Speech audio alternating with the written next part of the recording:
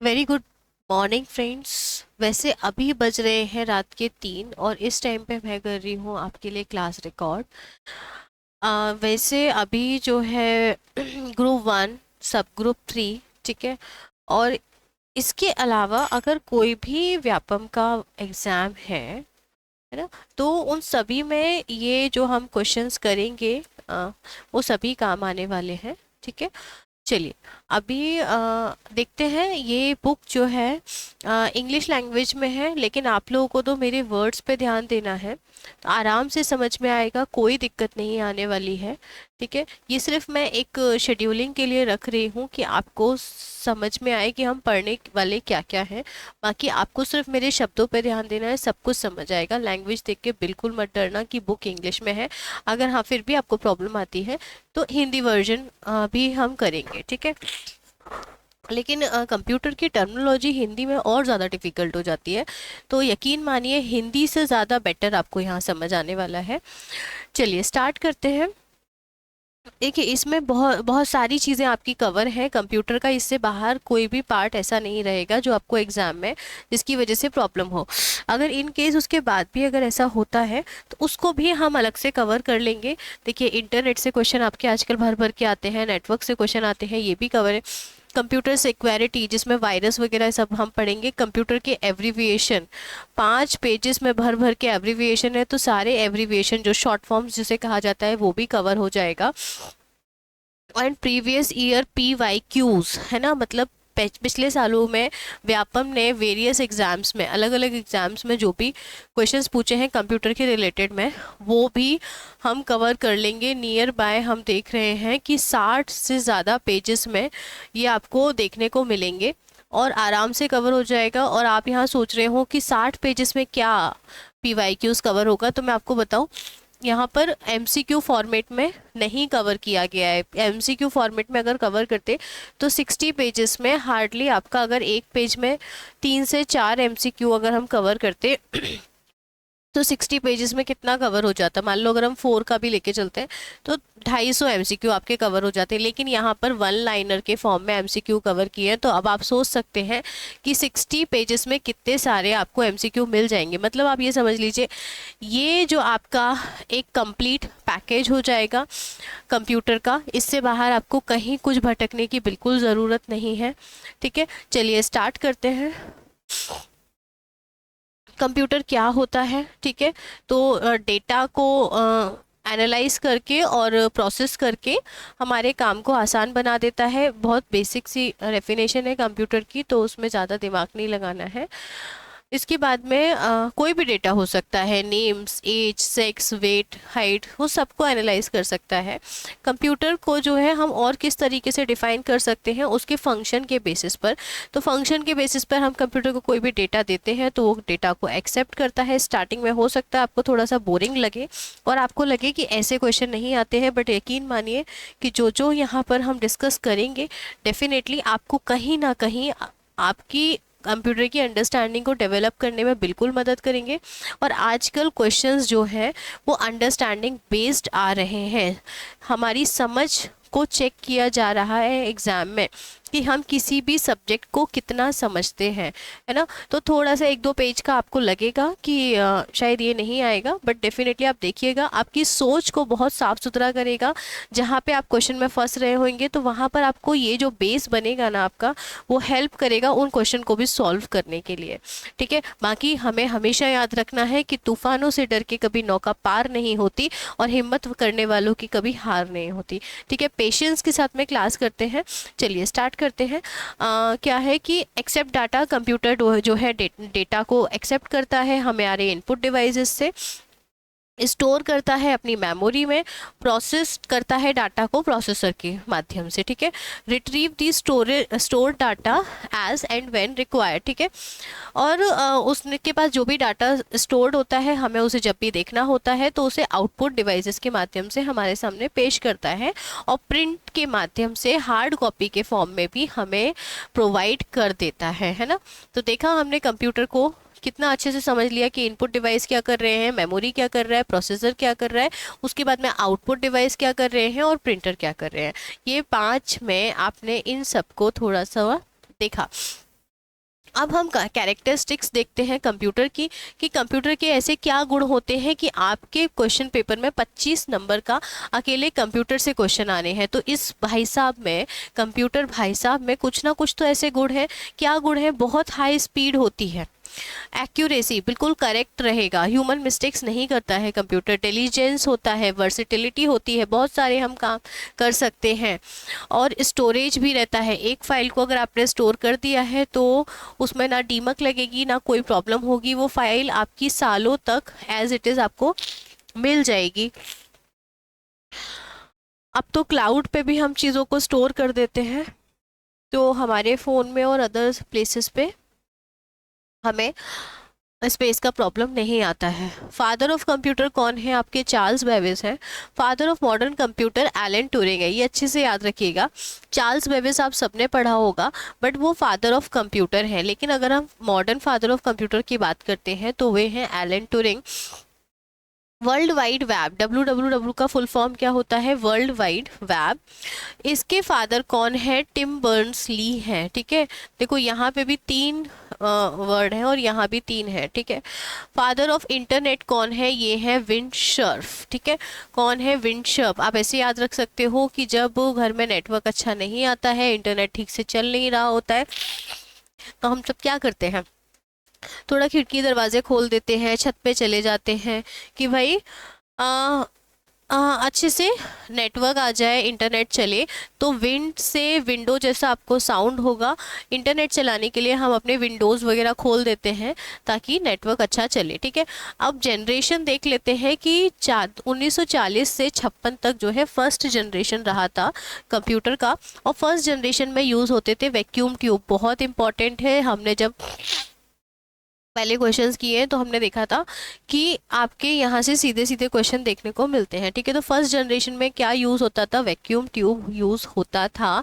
ठीक है, और इसका टाइम पीरियड था 1940 से 56 तक। 1956 से 63 तक आपका आ गया था ट्रांजिस्टर। ठीक है, ट्रांजिस्टर कब आ गया था? सेकेंड जनरेशन में आ गया था 1956 से लेकर के 1963 तक। फिर हम देखते हैं थर्ड जनरेशन में 1964 से 1971 तक क्या आया था? आपका आईसी, इंटीग्रेटेड चिप आ गई थी थर्ड जनरेशन में 1964 से 1971 तक। फिर फोर्थ जनरेशन में 1971 से 1980 तक आया था आपका क्या? Micro processor. क्या आया था फोर्थ जनरेशन में? 1971 से 80 के बीच माइक्रो प्रोसेसर आया था। फिर हम फिफ्थ जनरेशन की बात करेंगे, 1980 से जो आज तक चल रहा है फिफ्थ जनरेशन, वहाँ पर आया है हमारा सेमीकंडक्टर, स्पेशली आपका सिलिकॉन। ठीक है, सेमीकंडक्टर का हम यूज़ बहुत ज़्यादा करते हैं। आगे बढ़ेंगे अच्छे से याद रखिएगा कि फर्स्ट जनरेशन में वैक्यूम ट्यूब्स आए थे आपके, सेकेंड जनरेशन में ट्रांजिस्टर, थर्ड जनरेशन में आईसी चिप, आईसी। ठीक है, फोर्थ जनरेशन में माइक्रो प्रोसेसर, और फिफ्थ जनरेशन में आया था आपका सेमीकंडक्टर। ठीक है, सेमीकंडक्टर कब आया? फिफ्थ जनरेशन में। सिलिकॉन का यूज़ हम करते हैं बहुत ज़्यादा। और फोर्थ में आया माइक्रो प्रोसेसर। आगे बढ़ते हैं, जनरेशन की लैंग्वेज देखते हैं। बिल्कुल यहाँ से भी क्वेश्चन आता है कि कौन सी लैंग्वेज किस जनरेशन से है। मैं किस जनरेशन में कौन सी लैंग्वेज यूज़ होती थी? तो मशीन लैंग्वेज और असेंबली लैंग्वेज। ठीक है, ये दोनों लैंग्वेज यूज़ होती थी फर्स्ट जनरेशन में। इसके बाद में assembly language and high level language. High level language के एग्जाम्पल यही याद कर लो कि फोर्ट्रॉन एंड कोबल, ये जो है हाई लेवल लैंग्वेज के एग्जाम्पल हैं। तो असेंबली लैंग्वेज फर्स्ट जनरेशन के लास्ट में आई थी और सेकेंड जनरेशन में अच्छे से जो है डेवलप्ड हो गई। और हाई लेवल लैंग्वेज भी जो है आपकी सेकेंड जनरेशन में आ जाती है। और यहाँ पर हमें फोर्ट्रॉन और कोबोल, ठीक है, ये हाई लेवल लैंग्वेज यही याद कर लेना है कि ये दोनों जो है कैसी लैंग्वेज है? हाई लेवल लैंग्वेज है। फोर्ट्रॉन का फुल फॉर्म होता है फॉर्मूला ट्रांसलेशन, ये मैथमेटिकल कैलकुलेशंस के लिए बहुत यूज़ होती है। एंड कोबोल है कॉमन ओरिएंटेड बिजनेस लैंग्वेज। ठीक है, तो ये बिजनेस के लिए पर्पस से यूज़ होती है कोबोल लैंग्वेज। थर्ड जनरेशन की तरफ हम जाते हैं। देखिए, फर्स्ट जनरेशन का बस आपको याद रखना है, जहां आपको स्पेशली मशीन लैंग्वेज यूज़ याद रखना है, क्योंकि असेंबली लैंग्वेज फर्स्ट और सेकेंड जनरेशन में कॉमन है। उसके बाद आप ये देखिए, मज़ेदार बात आपको याद तुरंत अभी यही हो जाएगा कि हाई लेवल लैंग्वेज जो है वो आपकी सेकेंड जनरेशन में आ जाती है, और बस उसके बाद में ना उसी का राज रहता है, आपको कुछ याद नहीं करना है कि कौन सी लैंग्वेज चल रही है। पहले आई मशीन लैंग्वेज, फिर आई असेंबली लैंग्वेज, और उसके बाद में हाई लेवल लैंग्वेज, और आज तक हाई लेवल लैंग्वेज ही आपकी वर्क कर रही है। ठीक है, अब हमें जो देखना है, देखिए मशीन लैंग्वेज के आपको कोई भी एग्जाम्पल्स याद नहीं करने हैं, असेंबली लैंग्वेज के भी आपको कोई एग्जांपल्स याद नहीं करने हैं। हाँ, लेकिन हाई लेवल लैंग्वेज के एग्जांपल्स बहुत इंपॉर्टेंट हैं, आपको याद करने हैं, फुल फॉर्म भी याद करना है। ठीक है, Fortran, COBOL, Pascal, BASIC, Fortran, Fortran 7, Pascal, COBOL, C plus plus, Java और .NET। ठीक है, तो जितनी भी अभी हम कंप्यूटर की लैंग्वेजेस सीखते हैं, सुनते हैं, सभी हाई लेवल लैंग्वेज है। तो सच बोलूँ तो इसमें भी कुछ याद करने वाला नहीं है, क्योंकि वहाँ आपको मिलेंगे ऑप्शन और आपको टिक करना है। हाँ, लेकिन आपके माइंड में ये ज़रूर होना चाहिए कि मान लीजिए उन्होंने बोला कि निम्नलिखित में से कंप्यूटर की हाई लेवल लैंग्वेज है नहीं है। ठीक है, और आपको वहाँ पर 4 ऑप्शन दिए जिनमें से एक गलत है और आपको उसे चुनना है, उसे ढूंढना है। तो आपको ये पता होना चाहिए कि हाँ ये वाली जो है लैंग्वेज है और ये नहीं है, या फिर उनने 3 सही दे दिए और 3 गलत दे दिए और एक सही है। अब अगर आपने ये पढ़े ही नहीं है, देखे ही नहीं है कहीं, या फिर याद नहीं किया है थोड़ा सा दिमाग लगा के, तो फोर्ट्रॉन 777 भी होता है। अब आप सोचोगे कि फोर्ट्रॉन तो पढ़ा था, फोर्ट्रॉन 777 नहीं पढ़ा था, सी पढ़ा था, C++ नहीं पढ़ा था, .NET तो जो है आपके इंटरनेट का होता होगा, है ना, या नेटवर्क क्या लिए यूज होता होगा, तो ये लैंग्वेज कैसे हो जाएगी।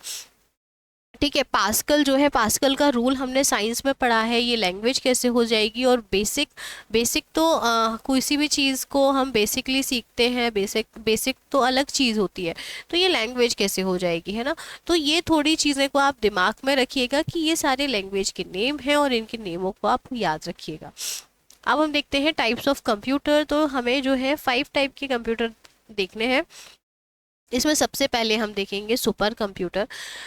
इससे ज़्यादा महान कोई कंप्यूटर नहीं होता है। ठीक है, सबसे ज़्यादा power, parallel processing, multipurpose use, जितना भी साइंटिफिक रिसर्च या साइंटिफिक लेवल पर वर्क होता है सब यही कंप्यूटर करता धरता होता है उसका। ठीक है, इसमें क्या है, आप डाटा को बहुत बड़े लेवल पर स्टोर कर सकते हो। ठीक है, आप ये मान लीजिए बहुत बड़े एरिया पर इसके सिर्फ स्टोरेज डिवाइसेस को इंस्टॉल करने के लिए स्पेस लगता है, इतना ह्यूज अमाउंट में हम इसको स्टोर कर सकते हैं। ठीक है, बहुत सारे प्रोसेसर लगे होते हैं। ठीक है, like processing trillions of instructions और data just in a second. एक सेकंड के अंदर ये बहुत ज़्यादा बड़े अमाउंट के डाटा को प्रोसेस कर सकते हैं। क्योंकि देखिए, जब हम एनालिसिस करते हैं किसी चीज़ की या रिसर्च करते हैं, तो हमारी सिंपल पढ़ाई लिखाई की जैसा नहीं होता है कि भाई एक लाइन पढ़ी है उसको समझो, उसको याद करो, फिर आगे बढ़ो। ऐसा नहीं होता है। जब हम किसी चीज़ की रिसर्च करते हैं तो रिसर्च के टाइम पे हमारे पास बहुत सारे डाटा, बहुत सारे फैक्ट आ रहे होते हैं, नेगेटिव पॉजिटिव बहुत सारे, और उन सबको एक साथ स्टडी करते हुए जो है हमें अपनी रिसर्च करनी होती है ना, तब हम किसी रिसर्च के कंक्लूजन पे पहुंचते हैं। तो इसीलिए जो है सुपर कंप्यूटर का यूज़ किया जाता है ऐसे महान कामों के लिए।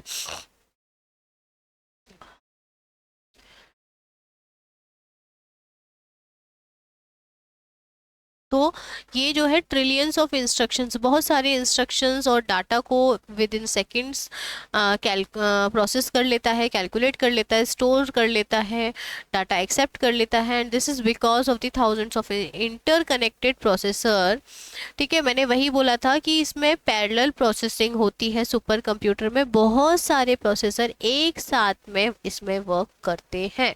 ठीक है, and it is basically used in scientific and engineering applications like weather forecasting, scientific stimulation and nuclear energy research. It was first developed by Roger Cray in 1976। ठीक है, मैंने आपको बताया था रिसर्च या बड़े बड़े कैलकुलेशन, मान लीजिए वेदर फोरकास्टिंग, आपको तो बड़े आराम से पता चल जाता है कि कल तापमान ये रहेगा और कल बारिश होने के चांसेस हैं या नहीं है, सनराइज होगा या नहीं। बट आप ये सोचो कि इस चीज़ को स्टडी करना इतना आसान तो नहीं होता होगा। आप बता सकते हैं कि कल क्या मौसम का हाल रहेगा, कितनी बारिश होगी, सूखा पड़ेगा, पूरे कल का छोड़ दो, आप क्या पूरे देश पूरे साल का कहीं किसी भी कंट्री का एनालिसिस करके बता सकते हैं? नहीं ना। तो ये सारी चीज़ें कैसे हो रही हैं, कौन कर रहा है? हमारे घर पे बैठा हुआ सादा सिंपल कंप्यूटर भी नहीं कर सकता है, हमारा लैपटॉप, टैब और मोबाइल भी ये काम नहीं कर सकते हैं। ये सिर्फ जो कर सकते हैं वो जो सुपर कंप्यूटर ने डेटा को एनालाइज किया है, रिसर्च किया है, उसको सिर्फ डिस्प्ले कर सकते हैं हमारे मोबाइल, हमारे लैपटॉप, कंप्यूटर या अदर डिवाइसेस, है ना। लेकिन इसकी प्रोसेसिंग, इसका कैलकुलेशन सिर्फ आपके सुपर कंप्यूटर कर सकते हैं। यही डिफरेंस है सुपर कंप्यूटर और हमारे अदर पर्सनल कंप्यूटर्स में, ठीक है। और इसका जो डेवलपमेंट है किसने किया है? रोजर क्रे ने किया है 1976 में। कब किया है? 1976 में रोजर क्रे ने। और आप लोगों को अगर सेशन अच्छा लगे तो कृपया करके थोड़ा मेरे मोटिवेशन के लाइक और शेयरिंग ज़रूर कर देना और चैनल को सब्सक्राइब भी कर लेना, ठीक है। मुझे थोड़ा अच्छा लगेगा कि हाँ, आप लोगों को मेरी मेहनत पसंद आई। ये रोज़र क्रे वर्ड मत भूलना, मुझे भले ही भूल जाना, ये रोज़र क्रे वर्ड बिल्कुल कतई मत भूलना। कतई जहर वर्ड है ये, 1976 में वर्ड नहीं है, सॉरी, कतई जहर व्यक्ति का नाम है जिन्होंने सुपर कंप्यूटर को डेवलप किया था। तो इतने महान इंसान को तो आप याद रख ही सकते हो। आगे देखेंगे मेन फ्रेम कंप्यूटर। ये भी काफ़ी इम्पोर्टेंट कंप्यूटर होते हैं, बहुत जिम्मेदारियां उठाते हैं ये कंप्यूटर, मेन फ्रेम कंप्यूटर, ठीक है। और इनको इस तरीके से डिज़ाइन किया जाता है कि ये थाउजेंड्स ऑफ, मतलब कई सारे कंप्यूटर को एक टाइम पे सपोर्ट कर सकते हैं, ठीक है। सपोर्ट हंड्रेड्स और thousands of user eight same time, मतलब एक साथ में बहुत सारे कंप्यूटर्स और यूज़र्स के टास्क को सपोर्ट कर सकते हैं, ठीक है। आगे देखेंगे, it also supports multiple programs simultaneously so they can execute different process simultaneously, ठीक है।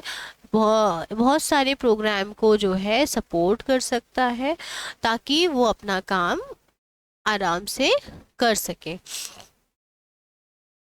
ये है आपका मेन फ्रेम कंप्यूटर। मेन व्यक्ति कौन है इस प्रोग्राम का, इस फंक्शन का, है ना। यहाँ पे मेन इंसान कौन है? मेन वही होता है जो कई सारे लोगों को, कई सारी चीज़ों को साथ में लेके चल सकता है ना। अगर कोई एक हमें मेन हम पर्सन नहीं होगा, है ना, कोई मालिक नहीं होगा या मेन रिस्पॉन्सिबल पर्सन नहीं होगा, जैसे कि मान लीजिए भाई स्टाफ के लिए मैनेजर मेन हो जाता है।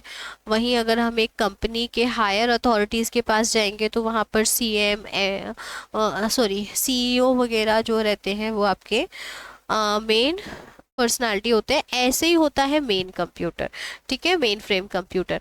आगे देखेंगे मिनी कंप्यूटर। मिनी कंप्यूटर जो है ये मीडियम साइज के मल्टी प्रोसेसिंग कंप्यूटर रहते हैं और इनमें क्या रहता है ना कि दो या दो से ज़्यादा प्रोसेसर को ये सपोर्ट कर सकते हैं, ठीक है। टू और मोर प्रोसेसर एंड इट्स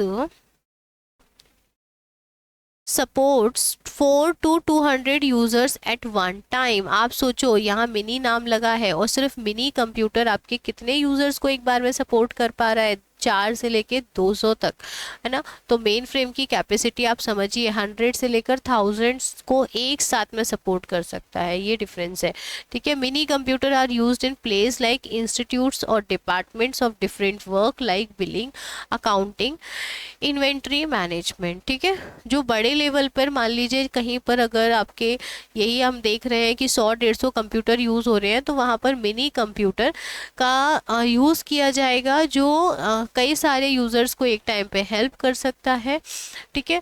जैसे कि फैक्ट्रीज़ वगैरह में इनका यूज़ कर लेते हैं या अदर ऑर्गेनाइजेशंस हैं जहाँ पर बहुत सारे यूज़र्स को एक साथ में कंप्यूटर पे प्रोसेसिंग करनी होती है, मिल करके काम करना होता है। फिर हम देखेंगे वर्क स्टेशन। तो वर्क स्टेशन किस लिए होता है? It is design for technical और साइंटिफिक एप्लीकेशन। जो वर्क स्टेशन होता है ये किस लिए डिज़ाइन किया जाता है? टेक्निकल और साइंटिफिक एप्लीकेशन के लिए इसको डिज़ाइन किया जाता है। It consist of a fast micro processor. ठीक है, टेक्निकल एंड साइंटिफिक एप्लीकेशन के लिए कौन सा कंप्यूटर हम यूज़ कर रहे हैं? वर्क स्टेशन यूज़ कर रहे हैं, और इसमें क्या होता है? फास्ट माइक्रो प्रोसेसर होता है। ठीक है, फास्ट माइक्रो प्रोसेसर जो क्या करेगा, लार्ज अमाउंट ऑफ, मतलब मेमोरी का अमाउंट बहुत ज़्यादा हाई रहेगा। अगर मेमोरी नहीं अच्छी हाई रहेगी तो प्रोसेसिंग कैसे होगी? प्रोसेसिंग स्लो हो जाएगी, इसलिए मेमोरी तो रखना ही पड़ेगा, ह्यूज अमाउंट ऑफ स्टोरेज रखना पड़ेगा। हाई स्पीड ग्राफिक अडाप्टर होता है। ठीक है, और क्या है? हाई स्पीड ग्राफिक अडाप्टर इसमें रहेगा। इट ऑल्सो यूजेस सिंगल,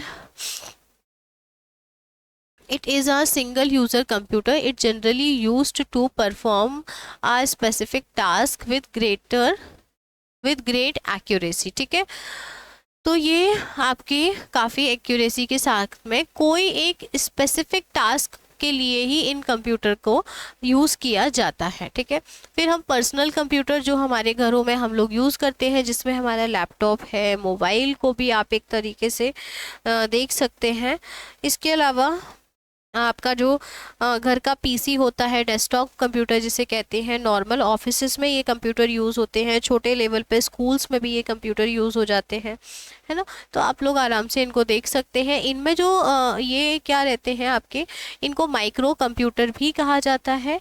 ठीक है, और ये आपके जनरल पर्पस कंप्यूटर होते हैं। ठीक है, जनरली जो छोटे मोटे काम रहते हैं वो इनसे करवा लिए जाते हैं, और ये कोई एक इंडिविजुअल पर्सन इनको एक टाइम पे यूज़ कर सकता है। ठीक है, एक से ज़्यादा जो है इसको यूज़ नहीं कर सकते हैं एक टाइम पे, इसीलिए इनका नाम होता है पर्सनल कंप्यूटर।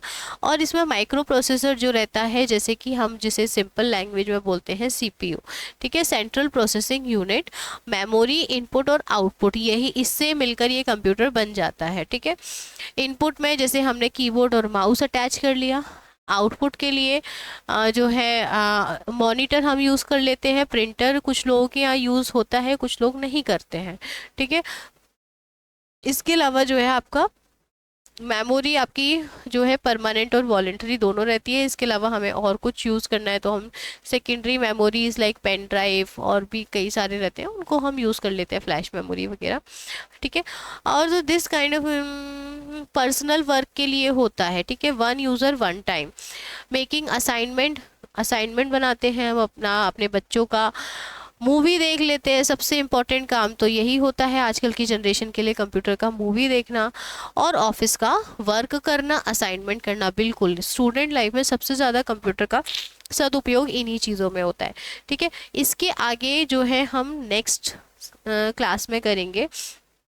इस सेशन में हम इतना ही करेंगे। इसमें अगर आपके व्यूज़ अच्छे आते हैं, लाइक्स अच्छे आते हैं, मुझे मोटिवेट करते हैं आप लोग, तो डेफिनेटली हम इस सीरीज़ को बिल्कुल आगे बढ़ाएंगे और कंप्लीट कोर्स कवर करेंगे। इससे बाहर कुछ नहीं जाएगा। इसको लगा डाला तो लाइफ जिंगा लाला जैसी सिचुएशन आपको बिल्कुल देखने को मिलेगी, यकीन करिए। थैंक यू सो मच, मिलते हैं नेक्स्ट सेशन में।